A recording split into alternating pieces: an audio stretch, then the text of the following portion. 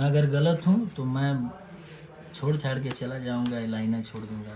मुझे बहुत वो नहीं है कि नहीं, मैं अभी अपने इसी आईडी से वो वीडियो भी शेयर कर रहा हूँ। अगर मैं गलत हूँ तो आप लोग बताइएगा, आप ही लोग सब कुछ है।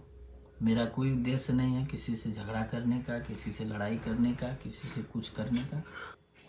और जो झूठा न्यूज़ फैलाया जा रहा है कि भाड़े के गुंडे लेकर, ये लेकर, वो लेकर, बात हम आप लोगों के बीच में रखे चाहते नहीं। हम कई दिन से बहुत अपने मन बहुत परेशान रहने कि हमारे बारे में ऐसा का है। बस मैं ये जानना चाहता हूँ कि आप मेरे बारे में ऐसा क्यों बोले। मैं वो वीडियो भी आप लोगों को शेयर करूँगा, वो भी। चलिए, बहुत अच्छा, बहुत प्यार दिए आप। और बस अगर मैं गलत होऊंगा तो आप सब लोग फैसला करिएगा। ज़्यादा क्या कहें, मैं वीडियो वो आप लोगों के बीच में रख दे रहा हूँ। अगर मैं गलत होऊंगा तो फिर बोलिएगा आप लोग।